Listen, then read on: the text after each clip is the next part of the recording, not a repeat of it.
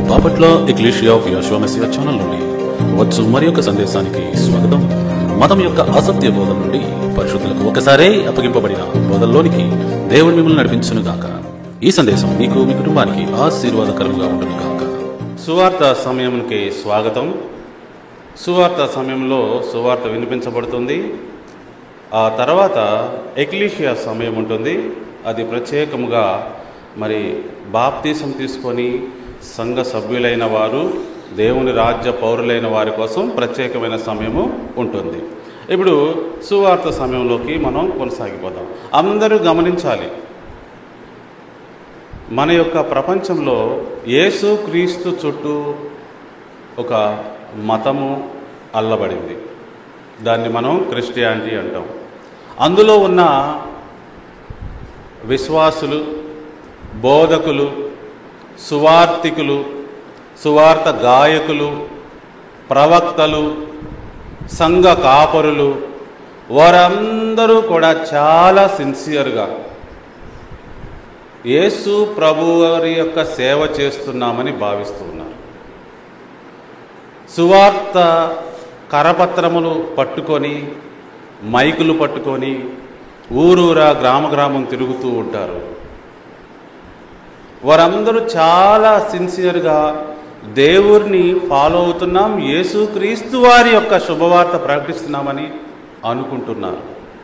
అలాగే ప్రతి ఊరిలో, ప్రతి పట్టణములో సంఘములు ఏర్పాటు చేసి అనేకులకి వారం ప్రసంగాలు చేసి పాటలు పాడి మేము యేసు ప్రభు వారిని ప్రకటిస్తూ ఉన్నాం, ఆయన సువార్తను ప్రకటిస్తూ ఉన్నామని భావిస్తూ ఉంటారు. జాగ్రత్తగా అందరూ గమనించాలి. వీరందరూ చాలా అమాయకత్వంతో సిన్సియర్గా ఉన్నామని అనుకుంటున్నారు. వీరందరూ మోసపోయి సిన్సియర్గా ఉన్నామనుకుంటున్నారు. నేనెందుకు ఈ విధంగా ఇప్పుడు చెప్తున్నానో, ఇప్పుడు మీరు వినే ఈ మెసేజ్ని కంప్లీట్గా వింటే మీకు అర్థమవుతుంది.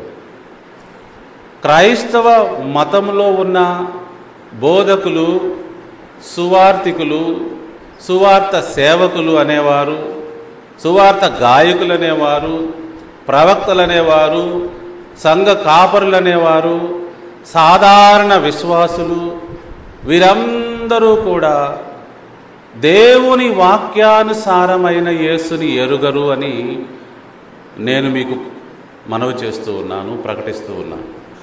దేవుని వాక్యానుసారమైన రక్షణలోకి రాలేదని కూడా నేను ఈ రోజున ప్రకటన చేస్తూ ఉన్నాను. ఎందుకని?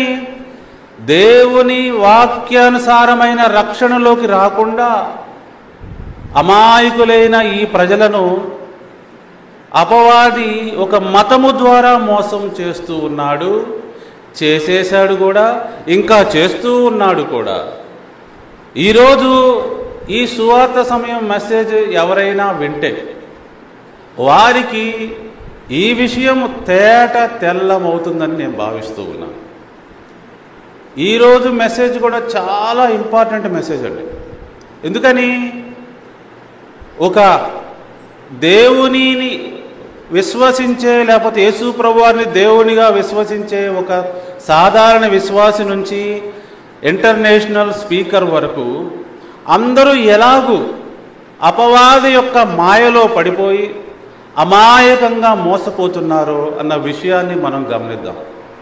యేసు ప్రభువారి యొక్క అంటే ఆయన ఊరూరు గ్రామం తిరిగి చెప్పిన శుభవార్త మూయబడి వేరే ఏదో శుభవార్త వెళ్ళి మానవులందరినీ మాయ చేస్తున్నట్టుగా నేను ఈ రోజున మీ ముందుకు తీసుకొస్తున్నాను. అది ఈ రోజున వాక్యము నుంచి నేను మీకు నిరూపిస్తాను. గమనించుకోండి.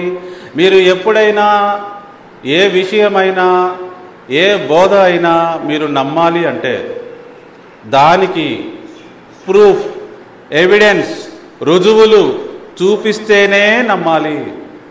బైబిల్లో బెరయా ప్రజలు అనే వాళ్ళు ఉన్నారు కదా, వారు దేవుని వాక్యంలో నుంచి బోధ చేయుచున్న వారిని ఆపి ఆ వాక్య భాగము, ఆ మీనింగు దేవుని వాక్యంలో ఉన్నదో లేదో పరిశీలించి అప్పుడు నమ్మారు వాళ్ళు. ఇప్పుడు నేను చేసిన ఈ యొక్క క్లెయిమ్స్ అన్నిటినీ దేవుని వాక్యం ద్వారా చూపిస్తాను, నిరూపిస్తాను. అర్థమవుతుందా? అందరూ నిజమైన శుభవార్త వినాలనే తాపత్రయంతో Bapatla ecclesia of Yehova messiah నుంచి ఈ యొక్క ప్రయత్నము జరుగుతూ ఉన్నది. అందరూ నిజమైన శుభవార్త వినాలి, నిజమైన రక్షణ పొందాలి, నిజమైన అద్భుత జీవితం, దేవుడిచ్చు అద్భుతమైన జీవితం పొందాలి అన్న ఉద్దేశంతోనే ఈ యొక్క మెసేజ్ని, సందేశాన్ని మీ మధ్యకు తీసుకురావడం జరుగుతుంది. అందరూ గమనించాలి. ఇంతకీ యేసు ప్రభువారు ఏ శుభవార్త చెప్పారు? ఆయన ఊరూరా గ్రామం తిరిగి చెప్పిన శుభవార్త నీకు తెలుసా? ఆయన ఏ శుభవార్త చెప్పారు? అది నీకు శుభవార్త ఎలా అయింది? యేసు ప్రభువారు దేవుని రాజ్య శుభవార్త చెప్పారు. నేను ఒక రాజ్యాన్ని తీసుకొచ్చాను, ఆ రాజ్యంలోకి మీరు వచ్చిన ఎడల, ఆ రాజ్యంలోకి మీరు ప్రవేశించిన ఎడల మీరు దేవుని బిడ్డలవుతారు, దేవుని రక్షణ పొందుకుంటారు, మీరు పాపము నుంచి విడుదల పొందుతారు, మీరు పాపాన్ని జయించగలుగుతారు, ఆ రాజ్యము చేరండి. ఇదే శుభవార్త. ఇక మీరు పాపంలో జీవించాల్సిన అవసరం లేదు, అబద్ధాలు ఆడాల్సిన అవసరం లేదు, మోసం చేయాల్సిన అవసరం లేదు, పాపపు బతుకులు జీవించాల్సిన అవసరం లేదు అని యేసు ప్రభువారు శుభవార్త చెప్పి అందరినీ ఆ రాజ్యంలోకి ఆహ్వానించారు. ఆయన అలా ఎందుకు చెప్పాడు? ఆయన పంపిన తండ్రి అలా చెప్పమన్నాడు కాబట్టి. అనేక మంది ప్రవక్తలు ముందుగానే ఈయన గురించి ఇలాంటి పరిచర్య చేస్తాడు, ఒక ఆయన వస్తాడు అని ఈయన గురించి చెప్పారు కాబట్టి ఆ ప్రవచనాన్ని నెరవేరుస్తూ యేసు ప్రభువారు ముందుకు సాగిపోయారు. ఆ తర్వాత వచ్చిన శిష్యులు ఆయన తన మిషన్ ముగించి ఆరోహణమై తండ్రి కుడిపార్శ్వమున కూర్చొనుటకు వెళ్ళాడు. ఆ తర్వాత ఈ భూలోకంలో ఆయన శిష్యులు ఏమి ప్రకటించారు? వాళ్ళందరూ ఏం ప్రకటించారండి? దేన్ని గురించి వాదించారు, దేన్ని గురించి తర్కించారు, దేన్ని గురించి అందరినీ ఒప్పింపజేయడానికి ప్రయత్నించారు? పౌలు ఎందుకు తర్కించాడు, వాదించాడు? ఏ విషయం చెప్పడానికి? ఇదే మనందరం అర్థం చేసుకోవాలి. అందరూ జాగ్రత్తగా గమనించాలి. అందరూ దేవుని రాజ్యమే ప్రకటించారు, అందరూ యేసు ప్రభువు చెప్పిందే ప్రకటించారు. అయితే ఇక్కడ ఒక సమస్య వచ్చి పడింది. ఏంటా సమస్య? వారు చెప్పిన మెసేజ్ ప్రకారం సమస్య వచ్చింది. ఆ సమస్యని, ఆ పరిష్కారాన్ని చూడాలంటే కొన్ని వచనాలు మనం చూడాలి. ఇంతకీ యేసు ప్రభు వారి శిష్యులు ఏం ప్రకటించారు? ఇవన్నీ వాక్య భాగంలో చూస్తే కానీ మనకి విషయం అర్థం కాదు. రైట్, ఒక్కొక్కటి మనం గమనిద్దాం. చూడండి, మత్తయి సువార్త 16వ అధ్యాయము 16వ వచనం.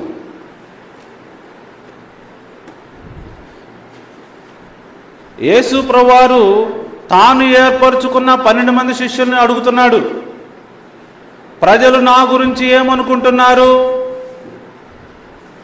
మరి మీరేమనుకుంటున్నారు అని యేసు క్రీస్తు ప్రభువారు శిష్యులను అడిగాడు.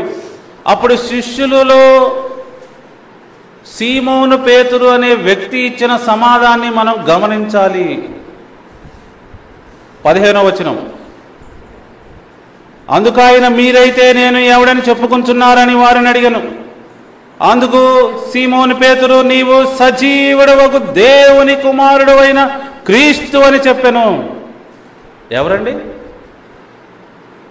నువ్వు పైనుండి దిగి వచ్చిన మా దేవుడివి అన్నాడా? నీవే మా దేవుడివి అన్నాడా? నీవే నా త్రిత్వానివి అన్నాడా? లేదండి, నీవు పైనుండి దిగి వచ్చిన క్రీస్తువి. క్రీస్తు అంటే ఎవరో యూదులకు తెలుసు, ఇశ్రాయేలీలకు తెలుసు, కానీ అన్యజనులకు తెలియదుగా. పేతురు గారి సమాధానం ఏంటి? నువ్వు క్రీస్తువయ్యా, క్రీస్తువి, రావలసిన క్రీస్తువు నువ్వే. ఇండియా లాంటి అన్ని జనుల ప్రాంతంలో మనం ఉంటే ఆ మాట చెప్తే క్రీస్తా అంటారు. క్రీస్తేంటి క్రీస్తు అంటారు.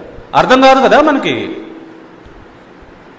దేవుని యొక్క లేఖనాల ప్రకారం, ప్రవక్తల ప్రకారం, ముందుగా ప్రకటించిన ప్రకారం క్రీస్తుని ఆయన వస్తాడు. అసలు క్రీస్తు అంటే ఎవరు? అభిషిక్తుడైన వాడు, అభిషిక్తుడైన రాజు వస్తాడని ముందుగా ప్రకటించడం జరిగింది. క్రైస్తవ మతం తప్పిపోయింది ఇక్కడే,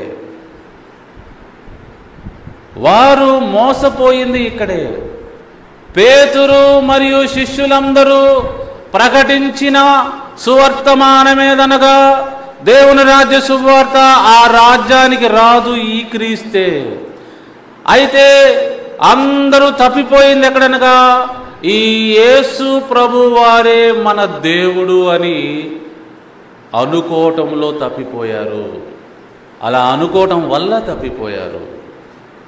ముందుకెళ్దాం, జాగ్రత్త గమనించాలి అందరూ. అపోస్తల కార్యంలో కానీ శిష్యులందరూ ప్రకటించిన మాటల్లో కానీ అక్కడ ఏం రాయబడి ఉంటుందో తెలుసా? మేము సిలువ వేయబడిన క్రీస్తును ప్రకటించుచున్నాము, మేము క్రీస్తును ప్రకటించుచున్నాము అని రాయబడి ఉంటుంది.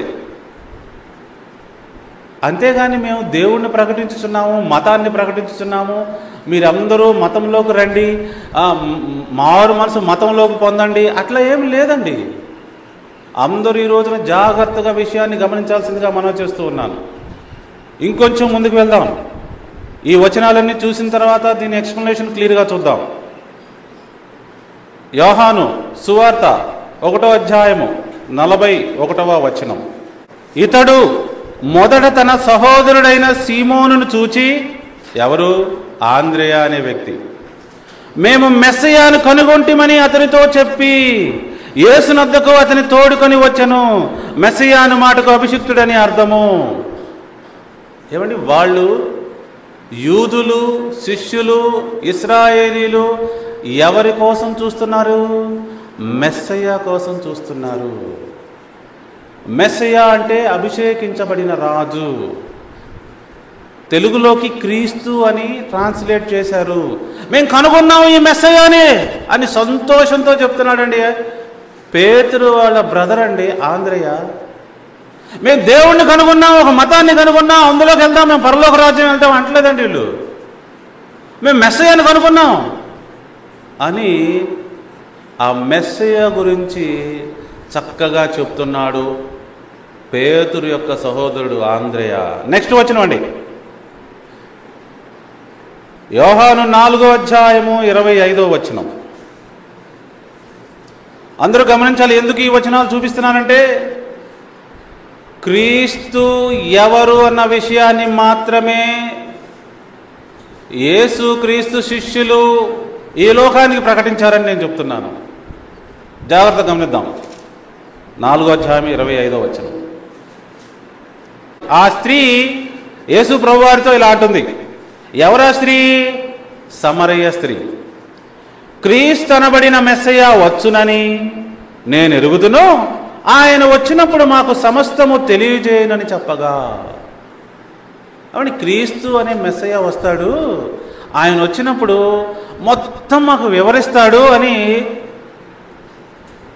ఒక స్త్రీ, తాను యాక్చువల్గా వ్యభిచారి అయిన స్త్రీ, సమరయ స్త్రీ, ఆమె యేసు ప్రభుతో చెప్తుంది. అంటే జాగ్రత్త గమనించండి, ఇశ్రాయేలీలకి యూదులకి మెస్సయ్య గురించి ఎంత బాగా తెలుసో, అవునా కదా, బాగా వాళ్ళకి క్లారిటీ ఉందన్నమాట మెస్సయ్య మీద. నెక్స్ట్ వచనం 6వ అధ్యాయము 69వ వచనం, అదే పుస్తకం. పేతురు గారు అంటున్నారు, నీవు దేవుని పరిశుద్ధుడవని మేము విశ్వసించి ఎరిగి ఉన్నామని ఆయనతో చెప్పెను. నీవు దేవుని పరిశుద్ధుడివి అంటే అనాయింటెడ్ వన్, హోలీ వన్, క్రీస్తువి అని మేము ఎలా అంట విశ్వసించి ఎరిగి ఉన్నాము. నిన్ను జాగ్రత్తగా పరిశీలించాం, మామూలుగా కాదండి. నిన్ను బాగా గమనించి వెరిఫై చేసి విశ్వసించి ఎరిగి ఉన్నాము అని పేతురు చెప్తున్నాడు. చూసారా, వాళ్ళు వెతుకుతున్నది మెస్సయ్యాని వెతుకుతున్నారు. వాళ్ళకి దొరికాడు కూడా ఆ మెస్సయ్య. రైట్, ఇంకొంచెం ముందుకెళ్దాం. యోహాను 7వ అధ్యాయము 41-42. కొంతమందికి ఈయన క్రీస్తా కాదా అన్న డౌటు ఆ యూదులలో, ఆ ఇశ్రాయేలీల్లో వచ్చింది. వాళ్ళు ఎలా అనుకుంటున్నారు చూడండి. మరికొందరు ఈయన క్రీస్తు అనిరి, మరికొందరు ఏమి క్రీస్తు గలిలయలో నుండి వచ్చునా? క్రీస్తు దావీదు సంతానములో పుట్టి దావీదు ఉండిన బెత్లెహేము గ్రామము నుండి వచ్చునని లేఖనము చెప్పుటలేదా అనిరి. వీరికి తెలుసండి క్రీస్తు ఎక్కడి నుంచి వస్తాడు. అయితే వారు ఈ యేసుని క్రీస్తు అని నమ్మటంలో ప్రాబ్లం వచ్చింది. ఎందుకని? యేసు ప్రభువారు గలిలయ ప్రాంతములో కపెర్నహూము అనే ఊరిలో నివసిస్తూ ఉన్నాడు. వీరందరూ ఆయన ఆ ఊరోడు అనుకున్నారు కొంతమంది ఈయన పెరిగిన ఊరేంటి? యేసు ప్రభువారు పెరిగిన ఊరేంటి? నజరేతు. అందుకే ఈయనకి ఏం పేరు వచ్చింది? నజరేతు వాడైన క్రీస్తు. అర్థమవుతుందా? జీసస్ ఆఫ్ నాజరేత్ అంటారు ఇంగ్లీష్లో. అంటే వీళ్ళు నజరేతు నుంచి కానీ, కపెర్నహూము నుంచి కానీ, గలిలయ ప్రాంతం నుంచి కానీ క్రీస్తు రాడు కదా, ఈయన మరి క్రీస్తు కాదు కదా, అందుకని కొందరు అనుకుంటున్నారంట. నిజానికి యేసు ప్రభువారు ఎక్కడ పుట్టాడు? బెత్లెహేములో పుట్టాడు. వాక్యము యేసు ప్రభువారి జీవితంలో 100% నెరవేరింది. కానీ ఇక్కడ కొంతమంది జనులకి ఆయన అక్కడ పుట్టాడని తెలియకపోవటం వల్ల, ఆయన బెత్లెహేములోనే పుట్టాడని తెలియకపోవటం వల్ల ఈయన క్రీస్తేనా అన్న ఒక అనుమానం కూడా వీళ్ళకు వచ్చింది. అది మంచి అనుమానమేనండి, మంచి అనుమానమే. ఎందుకంటే క్రీస్తు బెత్లెహేములో పుట్టాలని మరి పాత నిబంధన గ్రంథంలో రాయబడి ఉంది. వచనాలు ఉన్నాయి, కావాలంటే చూపిస్తాను నేను. రైట్, ముందుకెళ్దాం. అదే పుస్తకం 11వ అధ్యాయం 27వ వచనం. ఎందుకు ఈ విషయాలన్నీ గమనిస్తున్నాం అందరికి అర్థమవుతుంది కదా.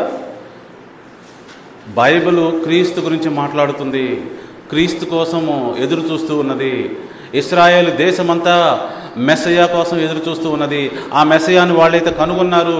కొంతమందికి అనుమానం ఉన్నది, కొంతమంది ఏదేదో మాటలు మాట్లాడుతూ ఉన్నారు. జాగ్రత్తగా మనం అందరం గమనించాలి. 11వ అధ్యాయం 27వ వచనం. అవును, ఎవరు? మార్తా అంటుందండి. తన సహోదరుడు చనిపోయి 3 రోజులైన తర్వాత యేసు ప్రభువారు వారి దగ్గరికి వచ్చాడు. అప్పుడు మార్తా కొంచెం ఫీల్ అయిన తర్వాత కొన్ని మాటలు అన్న తర్వాత మరి యేసు ప్రభువారితో ఏం సంభాషించుతుందో చూద్దాం. ఆమె ఇలా అంటుంది, అవును ప్రభువా, నీవు లోకమునకు రావలసిన దేవుని కుమారుడమైన క్రీస్తు అని నమ్ముచున్నానని ఆయనతో చెప్పాను. ఏం చెప్పింది మార్తా?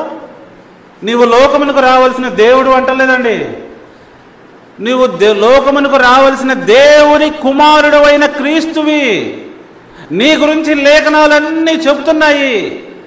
నువ్వు అలానే ఇక్కడికి వచ్చావు, నువ్వు మా దేవుడివి, ఇన్కార్నేట్ అయ్యావు, అవతార పురుషుడివి అంటలేదండి మార్తా. నువ్వు దేవుని కుమారుడివి, క్రీస్తువి, నువ్వు వస్తావని మాకు తెలుసు. ఈ లోకానికి రావాల్సిన క్రీస్తువు నువ్వేనని నేను నమ్ముచున్నాను అని మార్తా చాలా స్పష్టంగా పలుకుతుందండి. రైట్, నెక్స్ట్ వచ్చిన కదా. ఇప్పుడు యేసు ప్రభువారు చనిపోయారు, తిరిగి లేచారు, శిష్యులకు కనపడ్డాడు. వాళ్ళు చూస్తుండగానే ఆరోహణమై వెళ్ళిపోయాడు పైకి. ఆ తర్వాత యేసు ప్రభువారి శిష్యులు ఏం ప్రకటించారు? ఏమండి, యేసు ప్రభువారు ఉన్నప్పుడు ఒక విధంగా మాట్లాడి యేసు ప్రభువారు వెళ్ళిపోయిన తర్వాత ఇంకొక విధంగా మాట్లాడారా వీళ్ళు? గమనిద్దామా? యేసు ప్రభువారు శిష్యులు ప్రకటించింది ఏంటి? ఈ రోజున క్రైస్తవ మతం ప్రకటించుచున్నదేనా? యేసు ప్రభువారు ప్రకటించిందేంటి, ఆయన శిష్యులు ప్రకటించిందేంటి? మనం డాట్స్ కనెక్ట్ చేయాలి ఇక్కడ. అందరికి అర్థమవుతుందా? ఇప్పుడు అపోస్తుల కార్యములు 2వ అధ్యాయము 36వ వచనం. అపోస్తులుడైన పేతురు మరి ఏం మాట్లాడారు తన మొదటి ప్రసంగంలో? యేసు ప్రభువారి గురించి ఏం చెప్పారో మనకు తెలియాలి కదండి. చూడండి, మీరు సిలువ వేసిన ఈ యేసునే దేవుడు ప్రభువుగాను క్రీస్తుగాను నియమించెను. ఇది ఇశ్రాయేలు వంశమంతయు రూఢిగా తెలుసుకోవలనని చెప్పాను. ఎంత చక్కని మాట పేతురు గారు చెప్తున్నారు. పేతురు డీవియేట్ అవ్వలేదండి మెసేజ్ నుంచి. ఈయన మెస్సయ్యానే, ఈయన క్రీస్తే. మీరు సిలువ వేసిన ఈ యేసుని దేవుడు ప్రభువుగాను క్రీస్తుగాను నియమించిన సంగతి మీరు మర్చిపోయారు ఓ ఇశ్రాయేలు వంశస్థులారా. స్పష్టంగా పేతురు గారు చెప్తున్నారు, మీరు రూఢిగా తెలుసుకోవాలి ఆయన క్రీస్తు. క్రీస్తు అంటే ఎవరు, ఎందుకు క్రీస్తుని గురించి మేము ప్రకటించుతున్నామంటున్నారు పేతురైనా పౌలైనా అనేక మంది శిష్యులైనా? ఎందుకో తెలుసా అండి? దేవుని రాజ్యము, ఇశ్రాయేలు రాజ్యము, యూదా రాజ్యము, ఆ రాజ్యము దేవుని రాజ్యము. యేసు ప్రభువారు దానికి రాజు. ఆయనని క్రీస్తు అంటారు. అభిషేకించబడిన రాజుని క్రీస్తు అంటారు. ఆయనే ఈ లోకానికి రక్షకుడుగా దేవుడు నియమించి పంపించాడని పేతురు గారు స్పష్టంగా చెప్తున్నారు. ఎంతమందికి అర్థమైంది? ఇంకా ఏం చెప్పారో గమనిద్దామండి. ఈ రోజున ఈ క్రైస్తవ మతము మర్చిపోయిన విషయాలు వారు ముందుకు తీసుకెళ్దాం. నిజమైన శుభవార్త విని మారు మనసు మంది మతము నుండి బయటపడి నిజమైన దేవుని మార్గాన్ని అనుసరిస్తే దేవుని రాజ్య పౌరులైతే వారు రక్షించబడతారు. అందుకే ఈ మెసేజ్ని మరి ఈ యొక్క బాపట్ల ఎక్లీషియా అనే సంఘము ద్వారా అందరి ముందుకు తీసుకురావడం జరుగుతుంది. అపోస్తల కార్యములు 5వ అధ్యాయం 42వ వచనం, ప్రతిదినము దేవాలయములోను ఇంటింటను మానక బోధించుచు యేసే క్రీస్తు అని ప్రకటించుచుండిరి. ఎవరండి వీళ్ళు? మొదటి సంఘపు శిష్యులు. ఆ రోజున ఇంటింట రొట్టె విరుచుచు ఇంటింట తిరుగుచు అందరికీ ఒకే మెసేజ్ ప్రకటించుతూ తిరిగారు. ఏంటా మెసేజ్? యేసే క్రీస్తు, యేసే క్రీస్తని ఊరూర గ్రామ గ్రామం చెబుతూ తిరుగుతూ ప్రకటించుతూ వాళ్ళు తిరిగారండి. అక్కడ రాయబడింది చూడండి, ప్రతిదినము దేవాలయములోను ఇంటింటను మానక బోధించుచు యేసే క్రీస్తు అని. అందరనండి యేసే క్రీస్తు. చాలామంది అంటారు యేసు క్రీస్తు అండి. యేసు క్రీస్తు కాదు, యేసే క్రీస్తు. ఈ యేసే ఆ మెస్సయ్య అని అర్థం. క్రీస్తు అంటే మెస్సయ్య. ఆ యేసు క్రీస్తు ఆ దేవుడు అండి, అట్లా కాదు, అది రాంగ్ స్టేట్మెంట్. యేసు క్రీస్తు ప్రభువా, యేసు క్రీస్తు దేవుడా, రాంగ్ స్టేట్మెంట్. యేసే మెస్సయ్య, యేసే క్రీస్తు. ఆ యేసే ఈ క్రీస్తు. ముందుగా తెలుపబడిన మహారాజు ఈయనే, మన కోసం నియమించబడిన రాజు ఈయనే, మన కోసం వచ్చిన యూదుల రాజు ఈయనే. ఆయన ఆ క్లెయిమ్ చేశారు కాబట్టి సిలువేశారు. మీ అందరికీ తెలుసా యేసు ప్రభువారు సిలువ మీద పై విలాసం ఏం రాయబడి ఉంటుందో? ఎవరైనా చెప్పండి. పిలాతు రాయిస్తాడు పై విలాసం. ఎనీవన్? ఇప్పుడు చెప్పిన మాటే, యూదుల రాజైన నజరేయుడైన యేసు అని అక్కడ రాసి ఎవరైతే ఏ తప్పు అయితే చేస్తారో ఆ తప్పు నా పై విలాసంగా పెడతారు. ఈయన తప్పు ఏంటంట? ఈయన క్రీస్తుగా రావటం అంట. చూసారా అండి? ఎవరికి ఈ బాధ వేసింది? అపవాదికి. ఈ రోజున సాధారణ విశ్వాసులను, అమాయకులైన ప్రజలను,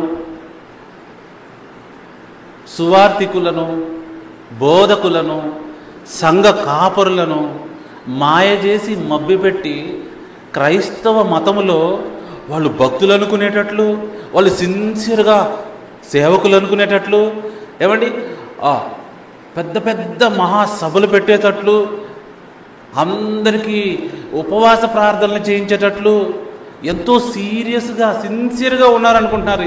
ఎంత మాయలో ఉన్నారో తెలుసా వాళ్ళకి? ఏం మాయ తెలుసా అండి? వారికి మెసేజ్ అందనీయకుండా మాయ చేసి మతంలోకి తీసుకెళ్ళింది. దేవుని రాజ్యపు తలుపులు మూసేసి మతపు తలుపులు ఓపెన్ చేసింది. వారు రక్షణలో ఉన్నామని చెప్పుకొనుచు అపవాది రాజ్యంలో మొగ్గుతున్నారు. దేవుని యొక్క రక్షణలో ఉన్నామని అనుకుంటూ అమాయకంగా భయంకరంగా అపవాది రాజ్యంలో మొగ్గుతున్నారు. ఇది వారికి తెలియని విషయము. ప్రపంచవ్యాప్తముగా ఉన్న ఈ మతము చాలామందిని మోసం చేయుచున్నది. ఇక్కడ క్లియర్గా 5వ అధ్యాయం 42వ వచనంలో అపోస్తల కార్యంలో ఏం చెప్పారంట? శిష్యులు ప్రతిదినము దేవాలయములోను ఇంటింటను మానక బోధించుచు యేసే క్రీస్తు అని ప్రకటించుచుండిరి. మరి క్రైస్తవ మతం ఏం ప్రకటించుతుందో మీకు తెలియదు ఇప్పటివరకు? యేసే త్రిత్వము. యేసే త్రిత్వం అండి. తండ్రి, కుమార, పరిశుద్ధాత్మ దేవుళ్ళు మనకొచ్చారు. అంతేకాకుండా వారితో పాటు మరియమ్మ తల్లిని కూడా మరి 4వ స్థానంలో కూర్చోబెట్టి 4 దేవుళ్ళని చేద్దాము, నలుగురిని పూజిద్దాము, నలుగురికి ప్రార్థన చేద్దాము. చూసారా అండి? చూస్తున్నారు? అర్థమవుతుందా నేను చెప్పే విషయాలు మీకు? నేను నిజమే చెప్తున్నాను. మోసపోయిన ప్రజలందరూ ఈ విషయాల్ని గమనించాల్సిందిగా మనం చేస్తూ ఉన్నాను. నెక్స్ట్ వచనానికి వెళ్దాం. అపోస్తల కార్యం 8వ అధ్యాయం 5వ వచనం. ఇక్కడ ఫిలిప్పు మనకు కనపడతాడండి. ఆయన ఏం చెప్తున్నాడో చూద్దాం. 4వ వచనం కూడా చదువుతా. కాబట్టి చెదరపోయిన వారు సువార్త వాక్యమును ప్రకటించుచు సంచారము చేసిరి. అప్పుడు ఫిలిప్పు సమరయ పట్టణమునకు వెళ్ళి క్రీస్తును వారికి ప్రకటించుచుండెను. ఎవరిని ప్రకటిస్తున్నాడంటే? క్రీస్తును వారికి ప్రకటిస్తున్నారు. ఎందుకు?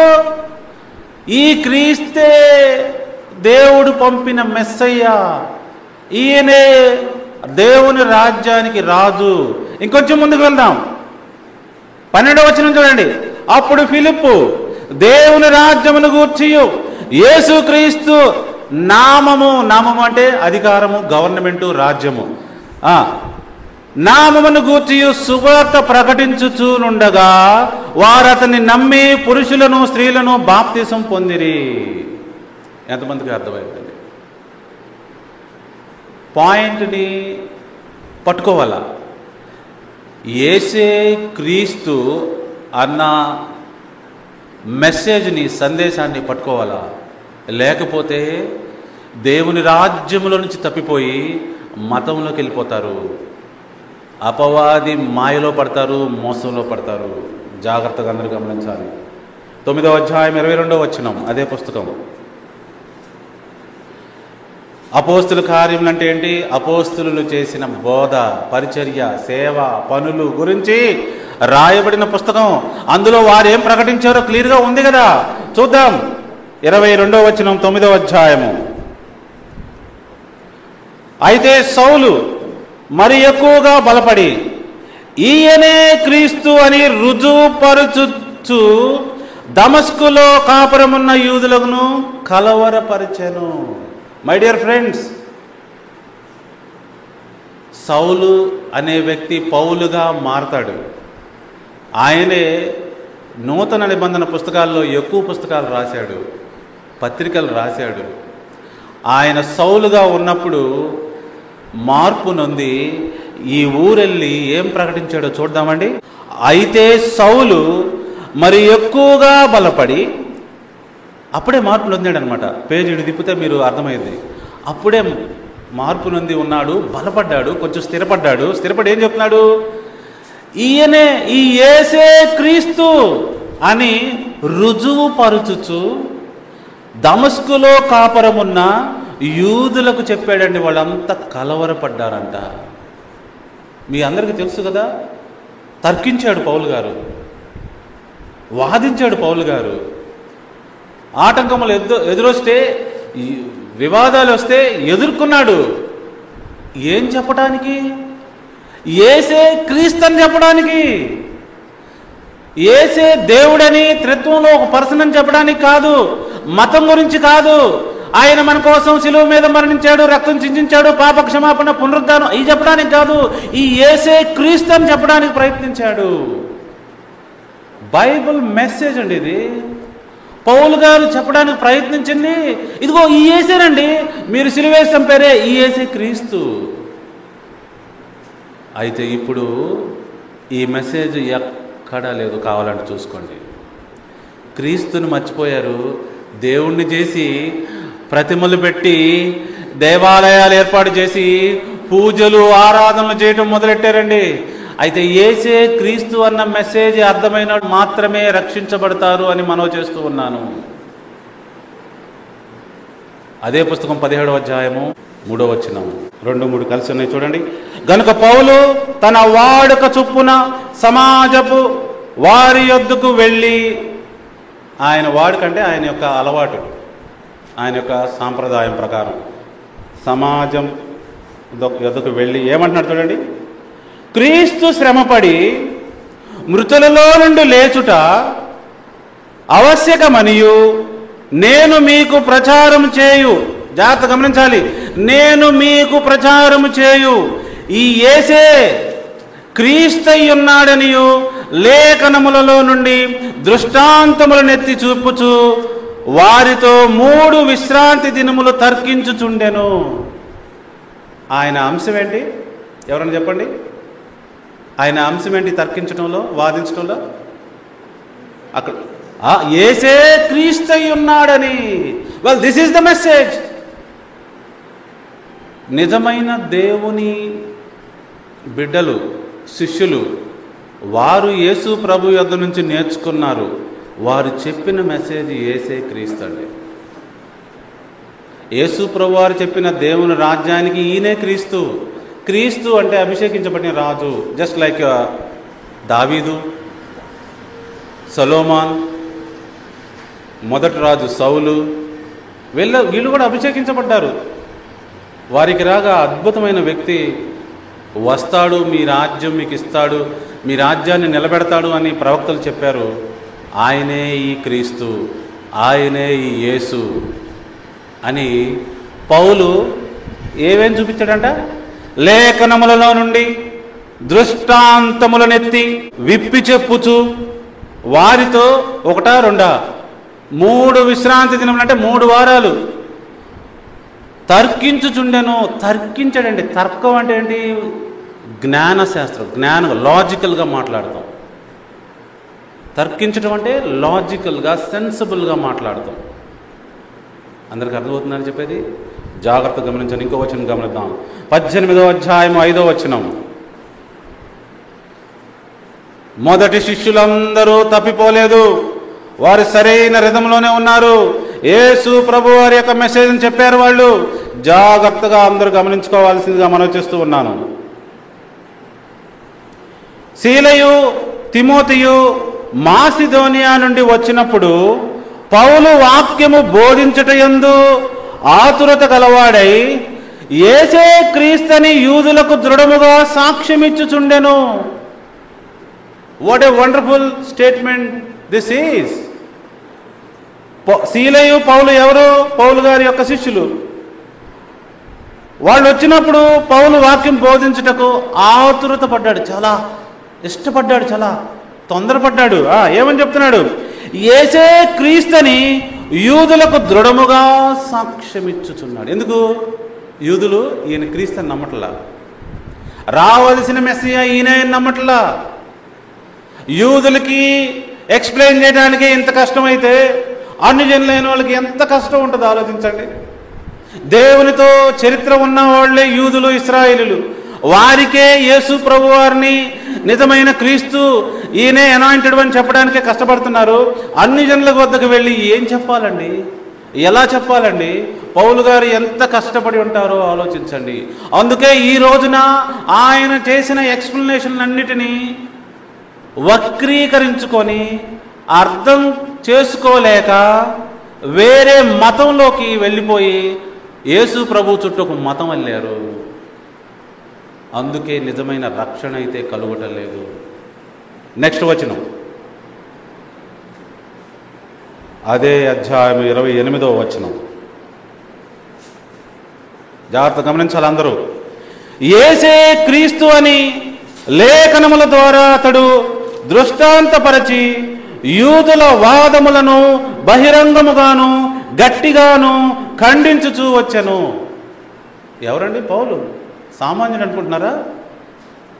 ఎంత పెద్ద సేవ చేశాడు, ఎంత పెద్ద విద్వాంసులను ఎదుర్కొన్నాడు, ఎంత పెద్ద పండితులను ఎదుర్కొన్నాడు. ఏం చెప్తున్నాడు?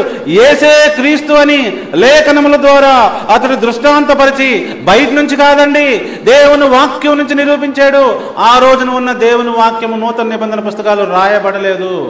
ఆ రోజున ఉన్న దేవుని వాక్యం అంటే ఆదికాండం నుంచి మలాకీ గ్రంథం వరకే.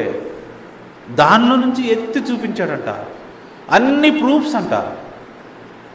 నూతన నిబంధన పుస్తకాలు అప్పటికి ఇంకా రాయబడలేదండి. ఆలోచించండి, అర్థం చేసుకోండి ప్రియా దేవుని బిడ్డలారా. యేసే క్రీస్తు అని లేఖనముల ద్వారా దృష్టాంతపరిచి వాదములను బహిరంగముగాను గట్టిగాను ఖండించుచు వచ్చెను. అదండి పౌలు గారంటే. ఆయన కొత్త మతాన్ని ఎందుకు సృష్టిస్తాడండి? యేసే క్రీస్తుని, యేసు ప్రభు వారిని నిజముగా లేఖనాల నుంచి నిరూపించిన ఆయన కొత్త మతాన్ని క్రియేట్ చేస్తాడా? క్రిస్టియానిటీని క్రియేట్ చేశారు అనుకుంటున్నారా? నో. నెక్స్ట్, 1 యోహాను పత్రిక 2వ అధ్యాయము 22వ వచనం. ఈ రోజున క్రిస్టియానిటీ అనే మతము లేఖనానుసారంగా లేదని మాత్రమే చెప్తున్నాము. అందరూ అంతటా దేవుని యొక్క రాజ్యము చేరాలని మాత్రమే చెప్తున్నాము. యేసుక్రీస్తు రాజ్యాన్ని చేరండి, యేసు ప్రభువారి అధికారం కిందకి రండి, యేసు ప్రభువారు మెస్సయ్యా, హీ ఈజ్ ద కింగ్. మనం ఆయన యొక్క పౌరులము. ఆయన కిందకు వచ్చి ఆయన చెప్పింది చేస్తూ ఆయన యొక్క అంబాసిడర్స్గా, రాయబారులుగా ఈ లోకంలో జీవించాలి. చూడండి, మతము లేదు వాక్యములో, కేవలం రాజ్యం ఉన్నది. రాజ్యం అంటే ఇట్స్ బైండింగ్ టైట్లీ. నీవు ఒక పొలిటికల్ పర్సన్ అవుతావు దేవుని రాజ్యంలోకి వస్తే. మతంలోకి వెళ్తే ఏదో ఫిలాసఫికల్ పర్సన్ అవుతావు నువ్వు. 1 యోహాను 2:22. యేసు క్రీస్తు కాడని చెప్పువాడు తప్ప అబద్ధకుడెవడు? యోహాను భక్తుడు అంటున్నాడు, ఈ యేసుని క్రీస్తు కాదు అని ఎవరైనా చెప్తున్నారా? వాడు తప్ప ఇంకెవడండి అబద్ధికుడు? వాడే అబద్ధికుడు. ఈ యేసే క్రీస్తు అనేది బైబిల్ మెసేజ్, శిష్యుల మెసేజ్, యేసు ప్రభువారి మెసేజ్ కూడా. ఆయన ఆ మెసేజ్ చెప్పినందుకే కదా సిలువేశారు. ఆయన దేవుని రాజ్యాన్ని ప్రకటించి ఆ రాజ్యానికి మెస్సీయాని నేనే, క్రీస్తు నేనే ఆయన చెప్పినందుకే కదా. అందరూ గమనించాలి ప్రియా దేవుని బిడ్డలారా. అక్కడితో ఆగిపోలేదు. నెక్స్ట్ లైన్ ఉంటుంది చూడండి. కుమారుని ఒప్పుకొనని ప్రతివాడు తండ్రిని అంగీకరించువాడు కాడు. తండ్రి కుమారులు లేరు, ఇద్దరు ఒకటే అని చెప్పేది ఎవరండి? తండ్రి కుమారులు సపరేట్గా ఒప్పుకోవాలని యోహాన్ అంటున్నాడు. అలా కాదు, త్రియేక దేవుడు, తండ్రి, కుమారుడు, పరిశుద్ధాత్మ, వీళ్ళు ముగ్గురు ఒకటే అనేది ఎవరు? క్రైస్తవ మతమా కాదా? క్రైస్తవ మతమా కాదా? ఇక్కడ వాక్యం ఏం చెప్తుంది? నేను చెప్పట్లేదండి.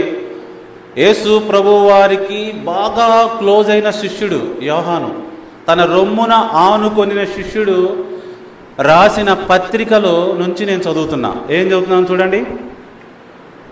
కుమారుని ఒప్పుకొనని ప్రతివాడును తండ్రిని అంగీకరించువాడు కాడు. కుమారుని ఒప్పుకొనువాడు తండ్రిని అంగీకరించువాడు. ఇప్పుడు చెప్పండి, యేసు క్రీస్తు వారు దేవుడా, దేవుని కుమారుడా? దేవుని కుమారుడని ఒప్పుకోవాలి. తండ్రి ఉన్నాడా లేదా? ఒప్పుకోవాలి. లేకపోతే యోహాను ద్వారా పలకబడిన మాటల చేత మీరందరూ ఏమవుతున్నారు? అబద్ధికులు అవుతున్నారు. అర్థమైందా? కుమారుని ఒప్పుకొనువాడు తండ్రిని అంగీకరించువాడు. అది మ్యాటర్. అందుకే ఈ రోజున యేసు ప్రభువారి యొక్క మెసేజ్ని, ఆ తర్వాత శిష్యులు చెప్పిన మెసేజ్ని మనం జీర్ణం చేసుకోవాలి. ప్రజలారా, క్రైస్తవ మతాన్ని అర్థం చేసుకోండి. లేఖనాల్ని బెరయా ప్రజల్లాగా పరిశీలించి నిర్ణయం తీసుకోండి. నెక్స్ట్ వచనం, అదే పుస్తకం 5వ అధ్యాయం 1వ వచనం చూడండి. 5వ అధ్యాయం 1వ వచనం, యేసే క్రీస్తై ఉన్నాడని నమ్ము ప్రతివాడును దేవుని మూలముగా పుట్టి ఉన్నాడు. ఏమండి, చూసారా?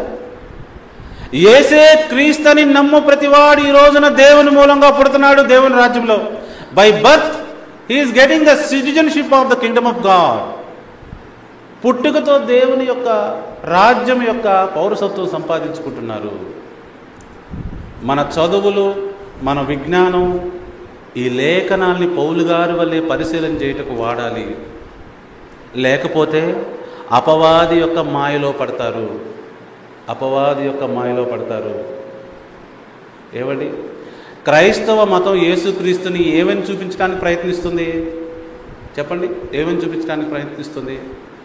ఆయన మన కోసం మరణించాడు, మన పాపములను క్షమించాడు, మనకి పరలోక రాజ్యం ఉన్నది, ఈయన మన దేవుడు, మనం ఆయన్ని పూజిద్దాము, ఆయన్ని ఆరాధిద్దాము అని వేరే యాంగిల్లోకి తీసుకెళ్తుంది. అది కాదు దేవుని యొక్క వాక్యం చెప్తున్నది. ఏం చెప్తుంది? ఈ యేసే క్రీస్తై ఉన్నాడు అని నమ్మేవాడు దేవుని మూలంగా పుట్టి ఉన్నాడు. ఎంతమందికి అర్థమవుతుంది? అందరూ ఈ విషయాన్ని అర్థం చేసుకొని నిజమైన దేవుని యొక్క మార్గంలోకి వచ్చి ఆశీర్వదింపబడాలి. లేకపోతే చూడండి ఏం జరుగుతుందో. మత్తయి సువార్త 24వ అధ్యాయము, యేసు ప్రభువారు అందరికీ ఇచ్చిన వార్నింగ్ ఏంటో చూడండి. 4వ వచనం, యేసు వారితో ఇట్లనెను, ఎవడును మిమ్మును మోసపరచకుండా చూచుకొనుడి. జాగ్రత్త సుమా, ఎవరు మిమ్మల్ని మోసపరచకుండా జాగ్రత్తగా చూసుకోండి. అర్థమవుతుందా? వేరే మతం వచ్చుద్ది, వేరే వాళ్ళు నా పేరట వస్తారు, వేరే వాళ్ళు చాలామంది రాబోతున్నారు. గొర్రెల మధ్య తోడేళ్లాగా వాళ్ళు ప్రవేశిస్తారు. వారు మందను కనికరించరు. వారు వారి యొక్క కడుపు కోసం వస్తారు. ఫిలిప్పీలకు రాసిన పత్రిక పౌలు చెప్పాడండి. పౌలు తను జీవనోపాధి కోసం దేవుని పరిచర్య చేయలేదండి. తెలుసా అండి మీ అందరికీ? ఈ రోజున అమాయకులైన వారు మరి రకరకాల ప్రాంతాల్లో యేసు ప్రభువారు సువార్త చెప్పుచున్నాం అనుకుంటున్నారండి. వాళ్ళు ఎంత మాయలో ఉన్నారో వాళ్ళు గమనించుకోండి. మతం యొక్క సిద్ధాంతాల నుంచి బయటపడకపోతే మాయలో పడిపోతారు. ఫిలిప్పీ 3:18 వచనం, అనేకులు క్రీస్తు శిలువకు అంటే క్రీస్తు యొక్క బలియాగానికి శత్రువులుగా నడుచుకొనుచున్నారు. వీరిని గూర్చి మీతో అనేక పర్యాయములు చెప్పి ఇప్పుడును ఏడ్చుచూ చెప్పుచున్నాను. నాశనమే వారి అంతము, వారి కడిపే వారి దేవుడు. వాళ్ళకి దేవుడు ఉంటారండి, మెస్సయ్య ఉండడు. వారు తాము సిగ్గుపడవలసిన సంగతులు ఏందో అతిశయపడుచున్నారు. భూ సంబంధమైన వాటి అందే వాటి కోసమే మనస్సు నుంచుచున్నారు, ఆ పరిచర్యలు చేయుచున్నారు. రైట్? ఎంతమందికి అర్థమైంది? సో కాబట్టి యేసు ప్రభువారు ఎవరో తెలుసుకోవటంలోనే అంత ఉన్నదండి. యేసు ప్రభువారు ఆ విషయాన్ని చెప్పారు కూడా. యేసు ప్రభువారిని గుర్తించటంలోనే శిష్యులకి అద్భుత మహాదశ పట్టింది. అందుకే వాళ్ళేం ప్రకటించారు? ఈ యేసే క్రీస్తు ఉన్నాడు, ఆ రాజ్యానికి ఈయనే క్రీస్తు, ఆయన ప్రకటించిన రాజ్యానికి ఈయనే రాజు. ఆ విషయం మర్చిపోయిన మతము మోసపోయి చాలామందిని మోసంలో పెట్టింది. గమనించుకోండి. ఇంకా నా దగ్గర ఫస్ట్ పేజీ అయింది. ఏం చూపించాలంటే పాత నిబంధన గ్రంథంలో యేసు ప్రభువారి గురించి చెప్పబడిన వచనాలు చూపించాలి. ఈయన వస్తాడని, ఈయన వచ్చి ఏం చేస్తాడు, ఎలా మాట్లాడతాడు, ఏమేం పనులు చేస్తాడు, ఈయన ఎలాంటి వాడు అని పాత నిబంధన గ్రంథంలో ఈయన గురించి చెప్పారు. ఆ పేజ్ ఒకటి ఉందండి. ఆ తర్వాత ఆయన వచ్చిన తర్వాత ఏవైతే నెరవేరినాయో ఆ పేజ్ ఇంకోటి ఉందండి, అది కూడా చూపించాలి. ఆ ప్రవచనాన్ని ఈయన ఎలా నెరవేర్చాడు అవి చూపించాలి. ఓకే, ఆ తర్వాత ఒక పేజీ అయ్యింది. తర్వాత ఏంటంటే మొదటి శతాబ్దంలో క్రైస్తవులు ఏమి నమ్మారు, ఏ ఏ విషయాల్లో వాళ్ళు నడిచారు, ఎలా ఆలోచించారు, ఆ కల్చర్ ఏంటి అది చెప్పాలి మీకు. ఆ తర్వాత 2వ శతాబ్దంలో శిష్యులు వాళ్ళందరూ చనిపోయారు. యేసుప్రభువారేమో ఆరోహణలో వెళ్ళిపోయాడు, శిష్యులేమో చనిపోయారు. ఓకే, అందరూ చనిపోయారు. ఆ తర్వాత వారి శిష్యులు ఎలా ఈ మెసేజ్ని ముందుకు తీసుకెళ్లారు. ఎక్కువ మంది అన్యజనులుగా ఉన్నారు కాబట్టి వాళ్ళు నమ్మింది ఏమిటి, వాళ్ళు నిజంగా యేసే క్రీస్తరే మెసేజ్ని తీసుకెళ్లారా లేకపోతే వేరే మెసేజ్ని తీసుకెళ్లారా? అందరూ వినాలి. నా దగ్గర ఇంకో పేజ్ ఉంది. ఆ తర్వాత 3వ సెంచరీలో ఏ ఫిలాసఫీ వచ్చేసింది. యేసు ప్రభువారు చెప్పింది, శిష్యులు చెప్పిన మెసేజ్ పూర్తిగా ఆగిపోయింది. ఏంటి, వేరే మెసేజ్ రావడం ఏంటి, ఎలా వచ్చింది? అక్కడున్న గొప్ప గొప్ప వ్యక్తులు ఎవరు, దాని గురించిన పేజ్ ఒకటి ఉంది, అది చెప్పాలి. ఆ తర్వాత 4వ సెంచరీలో ఏమొచ్చింది, ఈ కాన్స్టాంటైన్ రెవల్యూషన్ అనేది ఒకటి వచ్చింది. మరి దాని గురించి చెప్పాలి. పూర్తిగా యేసు ప్రభువారు ఆయన శిష్యులు చెప్పింది 4వ శతాబ్దం వచ్చేసరికి పూర్తిగా మూసేసారు, పూర్తిగా కప్పేశారు.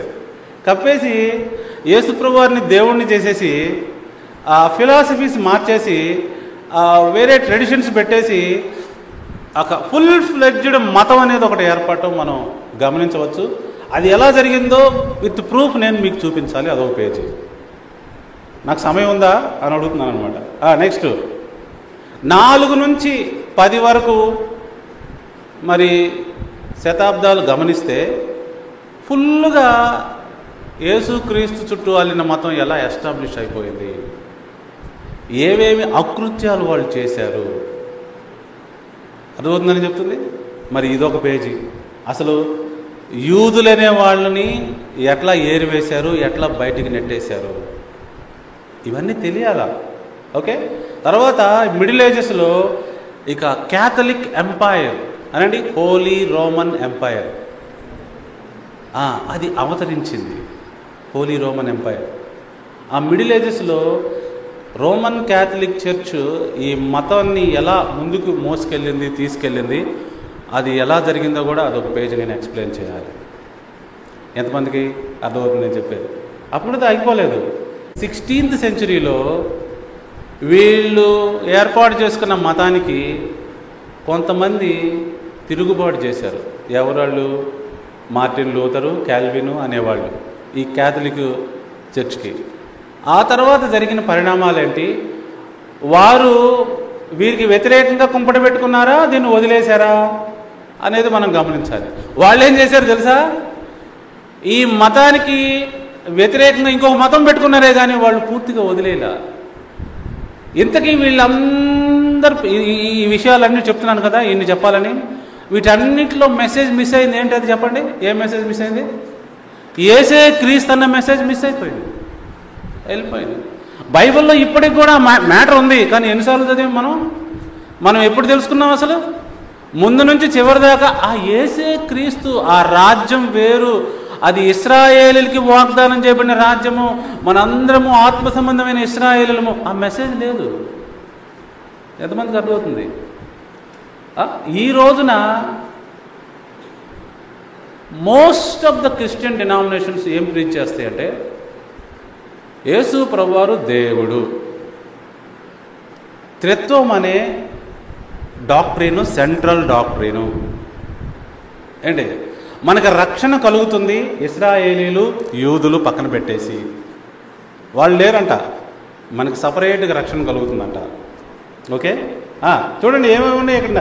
ఇవన్నీ చాలా పేజీలు ప్రిపేర్ చేశారు మీ అందరికీ చెప్పాలని. మరి నా సమయం అంతా తినేశారు మీరు, నాకు కొంచెం ఎక్కువ సమయం ఇవ్వాలి మీరు. సరే, ఇవన్నీ చెప్పాలి, ఇవన్నీ నిరూపించాలి. ఎంతమందికి అర్థమవుతుంది? సో కాబట్టి యేసు ప్రభువారు ఎవరు అన్న విషయం మనం తెలుసుకోకపోతే ఈ లోకములో ఉన్న మతం బారిన పడతాము. బైబిల్ పట్టుకొని సిన్సియర్గా రకరకాల వీడియోలు చూస్తూ, రకరకాల బోధలు చూస్తూ, రకరకాల యాంగిల్స్లో మోసపోతూ ఉంటారు. చాలామంది ఎంత సిన్సియర్గా పనిచేస్తారు తెలుసండి.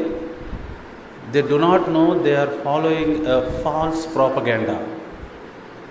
వాళ్ళు చాలా నిజంగా నమ్మకంగా వాళ్ళ జీవితాలను కూడా అర్పిస్తారు. వారు ఏం చెప్తున్నారో, వాళ్ళు ఎలా మోసపోయారో వారికే తెలియదు. బైబిల్ వాక్యము చెప్పే యేసు ప్రభువుని మోసం చేయాలని చూశాడు అపవాది. మీకు గుర్తుందా? నువ్వు ఇక్కడి నుంచి దూకు, నీ కాలు రాతికి తగులకుండా నిన్ను దేవదూతలు ఎత్తి పట్టుకుంటారు అని రాయబడి ఉన్నది అంటాడు. వాడికి తెలియదా వాక్యం బాగా తెలుసు వాడికి. ఇందాక చూపించిన యేసుప్రభువు వారు ఏమన్నారు? జాగ్రత్త, మోసపోతారు మీరు. అదే యేసుప్రభువు వారు వార్నింగ్ ఈ రోజున. ఇంక 2 వాక్యాలు చూపించి నేను ముగిస్తాను. ప్రకటన గ్రంథము 12వ అధ్యాయము 9వ వచనం. మానవులను వారి యొక్క అద్భుతమైన జీవితానికి వాళ్ళు వెళ్ళకుండా ఈర్ష్యతో, ద్వేషముతో వేరే యాంగిల్కి తిప్పి యేసు ప్రభువారి సిలువకి, రక్తానికి, పునరుద్ధానానికి, రకరకాల మాయా సంబంధమైన సబ్జెక్టులు తిప్పి ఆయన పుట్టుక, ఆయన మరణాన్ని గ్లోరిఫై చేసి ఎటు నుంచి ఎటో తీసుకెళ్ళి మాయ చేస్తున్న అపవాది నుండి అందరూ మరి బయటపడాలి. ఆ అపవాది గురించి నేను చదువుతున్నాను చూడండి. 12:9 ప్రకటన. కాగా సర్వలోకమును మోసపుచ్చుచు అపవాదనియు సాతాననియు పేరుగల ఆ ఆది సర్పమైన మహా ఘట సర్పము పడద్రోయబలెను. దాని పేర్లు చూడండి. ఒక్కరిని ఇద్దరిని కాదు, సర్వలోకమును మోసపుచ్చుచు ఉన్నది. అంతము రాబోతూ ఉన్నది. నిజమైన దేవుని బిడ్డలు, మన సంఘం లాంటి నిజమైన దేవుని బిడ్డలు ఉంటారు అక్కడక్కడ. వాళ్ళు చెప్పే మెసేజ్ ఏంటో తెలుసా? మత్తయి సువార్త 24వ అధ్యాయం. వారు చెప్పే మెసేజ్ ఇదేనండి. నిజమైన దేవుని ecclesia is a political term అండి. ఇది ఏదో సంఘం అంటే యానా సంఘం, ఎరుకుల సంఘం, మాల సంఘం, మాదిగ సంఘం, కమ్మ సంఘం, లేకపోతే బ్రిటిష్ వాళ్ళ సంఘం, లేకపోతే జర్మనీ వాళ్ళ సంఘం. ఇది కాదండి సంఘం అంటే. యేసుక్రీస్తు సంఘం అంటే ఇది కాదండి. లేకపోతే క్రైస్తవులు ఉండే సంఘం, ఇది కాదండి. సంఘము అంటే యేసుక్రీస్తు అనే రాజుగారి కింద ఆయన కోసం పనిచేయటానికి ఏర్పాటు చేసుకున్న అధికారుల గుంపు. వారు క్రీస్తు రాయబారులుగా ఈ లోకంలో ఏర్పాటు చేయబడి పనిచేస్తారు. వారిది ఈ లోకం కాదు. రాయబారులు అంటే ఎప్పుడు సొంత లోకంలో ఉంటారు, తెలుసు కదా, వేరే దేశంలో ఉంటారు. ఓకే, వారు ఏం చేస్తూ ఉంటారు చూడండి. మత్తయి సువార్తలో ఉందని చెప్తున్నాను, 24:14 వచ్చింది. ఈ రాజ్య సువార్త, ఏ రాజ్య సువార్త? యేసు ప్రభువారు ప్రకటించింది, ఆ తర్వాత శిష్యులు ప్రకటించింది, ఆ తర్వాత 2వ శతాబ్దం నుంచి కొంచెం కొంచెంగా కనుమరుగైపోయి 4కు వచ్చేసరికి పూర్తిగా మాయమైన ఈ శుభవార్త ఏమండి? ఈ రాజ్య శుభవార్త సకల జనములకు సాక్షార్థమై లోకమందంతటను ప్రకటింపబడును. ఇది క్రీస్తు రాయబారులు చేసే పని. అటు తరువాత అంతము వచ్చును. ఇక మేము మతంలోకి మారమని, అసలు మతమే లేదని చెప్తున్నాం. మతంలో మారమని మేము చెప్పం. మతానికి బైబిల్కి సంబంధమే లేదు. మత పండగలు, మత సిద్ధాంతాలు, మత ఆచారాలకి సంబంధమే లేదు బైబిల్కి. ఇశ్రాయేలుకి దేవుడు రాజ్యం ఇచ్చాడు, యూదులకి రాజ్యమే ఇచ్చాడు, యేసుప్రభువారు రాజ్యమే తీసుకొచ్చాడు. మతము రాజ్యం యొక్క డోర్లు మూసేస్తుంది. ప్రతి ఒక్కరిని రెండింతలు నరకపాత్రలు చేస్తుంది మతము. అందులో నుంచి బయటపడాలని మేము కూడా ఈ దేవుని రాజ్య సువార్తని ఈ ఏరియాలో మాకు జీవం ఇచ్చాడు ప్రభు, మాకు ఇచ్చిన ఈ యొక్క లైఫ్లో ఈ లైఫ్ను ఉపయోగించుకుంటూ సాక్షార్థమై అందరికీ ప్రకటించుచు ఉన్నాము. ఇదే ఈనాటి సువార్త సమయం message. So thank you all for joining today. మరలా వచ్చేవారం ఇదే సమయాన్ని కలుసుకుందాం. అంతవరకు సెలవు.